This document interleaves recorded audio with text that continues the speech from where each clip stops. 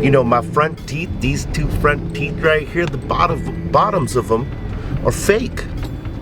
Because my first show here, I broke my fucking teeth rocking with some of these passionate ass fans, you know what I mean? Like, they were holding my hand, they're like this, and I pulled away by accident and broke my goddamn teeth, you know? So this is a connection I have with Ireland, right? Fuck you want? Here to talk about Ireland.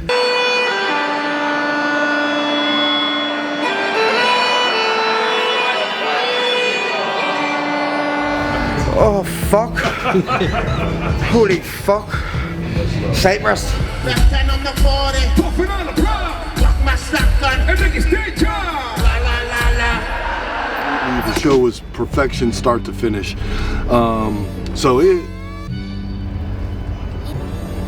This guy.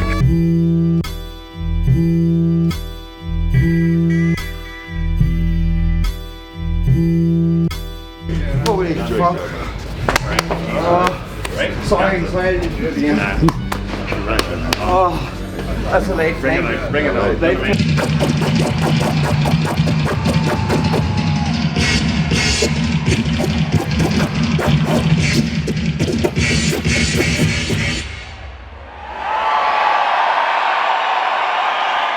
Dublin, Ireland, are you fucking ready? Let's go. Ireland was a fucking blur, man. Ireland always shows up, shows out. Shouts out to Aer Linguist, you guys fucking suck. Kind of linguist. Once we got past the flight and all that, we were good. It was a tough flight. And then, you know, getting in, you know, it was all good. We settled in at some point, and we decided to go to this nice restaurant. Because, you know, it's our day off. It wasn't a day off. It was a day off on a travel day, and that's not really a day off. It's just a day in transit.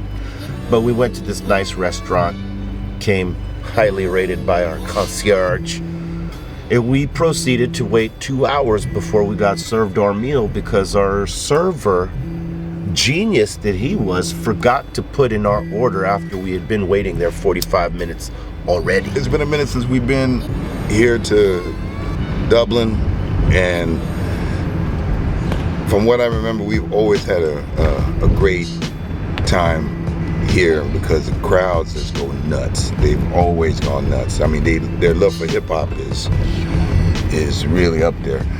And I know that I was also starting to feel a little bit of the fatigue because the way this been traveling, you know, from, you know, the bus to fly and everything, and you know, this ain't easy. So I started to feel a little bit of the fatigue, and I felt it in my sciatic. Now, for those that don't know what sciatic is, it's some of the most worst pain that you ever want to experience in your back. I mean, it can affect your walk, and it can affect the way you sit down, all of that. So I try to be very careful in how I step or how I move, because once that happens, I'm kind of like done, right? So I start to feel a little bit, so I'm trying to do my stretches, everything like that, so I don't mess up and get this during the show. That would be the worst. Like, it just happens right during the show, right? In the end, we got fed 2.5 hours later, but it was all right. We proceeded to do what we normally do, smoke lots of weed after, and, you know, sort of prep ourselves for the next day. And the next day came, and, you know, we get to the venue, getting ready for the gig, and we get to hear the homie playing the bagpipes, and it was pretty dope. It was definitely different than the one in Scotland. That one was much louder, but this one was like subtle, and it was really dope when we set it off at the beginning of the show, because this was a packed crowd. Like, it was densely packed on the floor, up in the rafters were the upper level seating, balcony shit, all packed. And you know, they had 2 local groups come on who came on and did their thing, represented for them, salute to them, because D12 was not on this show, and neither was Game, oddly enough. Neither here or there. You know, so we start off the set with the bagpipes, and people immediately start singing with the bagpipes because it was a specific song, I think by the Pogues, maybe? Was it, Dan? Yeah.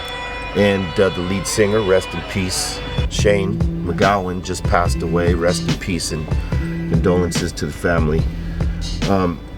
You know, so people were singing the song. You know, it was a very emotional moment. And that was our way of paying tribute, you know, to folks in Ireland and to Shane. And, you know, the crowd ate it up. From there, transitioned into those bagpipes that hit a similar note to the I Want to Get High call to action horns, as we call them. And the show just went off from there. I mean, we seen people passing out. There was people crying. It was amazing. The energy is amazing. You know, the people in Ireland are very passionate, and they showed us that the other night. The Irish bagpipe, I'll never forget that. That was so dope, and I got the aerial view because once he started holding a note, which sounds like our call to action siren, I had to bring it up while they brought him, no, they didn't bring him down, I had to bring it up while he faded himself out. The other guy with the Scottish bagpipes, he's like, he's either on or off, mate. There's no fading. And I was like, well, yeah, that's right. You don't have a crossfader in your shit. So he was like, bah! And they had to bring him down from the house, and brought our siren up. I realized that the pain is kind of starting to throb a little bit, starting to heat. And I noticed this as I'm walking to the stage, and I'm like, oh shit. I hope this doesn't happen during the show. Needless to say though, we got through the show, it was on fire, it was off the hook. It did hit me a little bit, which caused me a little bit of a little twitch, but for the most part, you know, made it through. And you gotta make it through because, you know, you can't show them that you're hurting. You can't, you know, they don't come to see that. You know, the people want to see a show. They don't want to see, you know, you're hurt or you're sad or anything like that, unless it's an emo show. We don't do emo.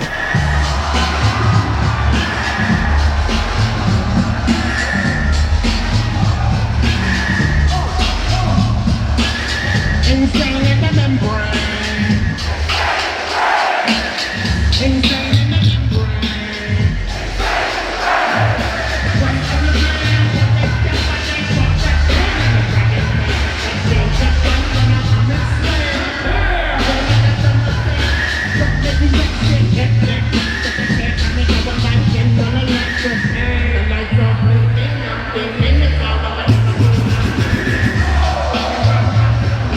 The energy the fans brought just kept the band trying to match the energy that the fans were throwing at us. So it made for a really interesting night. I don't think there was an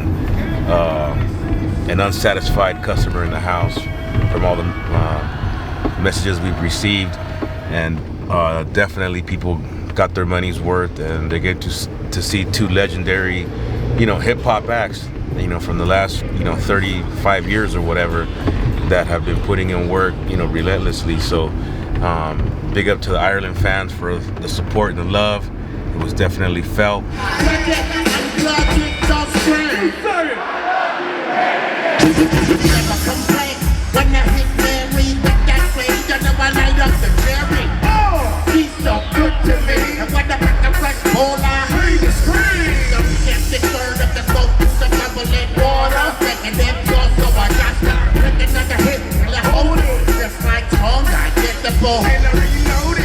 Secondary was that restaurant. Well, it seemed like we were there for 3 hours and all we got was water. But hey man, not everything goes, you know, according to plan all the time. So we sat there and we made them bring us our food. So overall, this Ice Cube Cypress Hill tour has been I think one of the best ones that we've done together. You know, we've done a lot of things together, but this run here really has been banging. Can't stress it enough. You know, if you haven't gone to see, you know, Ice Cube and Cypress together, you're missing out. You got to get up on that.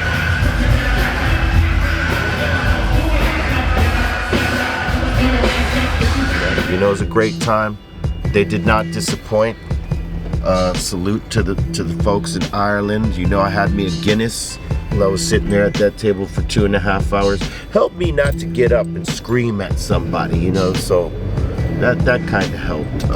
But yeah, man, it was a great show. The promoter, you know, the promoter who helped put these gigs together, he brought us this cake that was like a customized cake, and man, it was fucking awesome because it was this big ass weed leaf with the Cypress design in the middle, and you know, like, we couldn't eat too much of it because it was rich and sugary, and we don't do that. But it was a work of fucking art. I gotta say, salute to whoever put that cake together, and salute to the artist who you know, did a portrait of my mother, rest in peace. She passed away some years back, and you know, homie did a piece of my mother, man. So that was fucking awesome. And you know, this is one of the reasons why I love Ireland so much. You know, we don't get out there like we used to, but you know, hopefully after the impact of this Cypress Hill Ice Cube show, people will want this again. People, you know, will start, you know, hitting promoters up like, hey, we want fucking Cypress Hill here, you know. And once again, salute to Ice Cube, because this package with Cypress Hill and Ice Cube just works. People don't expect it because they know the history of the two, and you know, some people know that we squashed our beef in 1997, and some don't know. So when they see us together, like, oh shit, this is like, it's something huge, you know what I mean, to hip-hop fans. So, you know, I can't wait to see what happens tonight, but we'll talk about that later. Anyway, you know, we managed to just keep ahead of the game, killing shows, baby. So if it comes to your town, you better go catch it.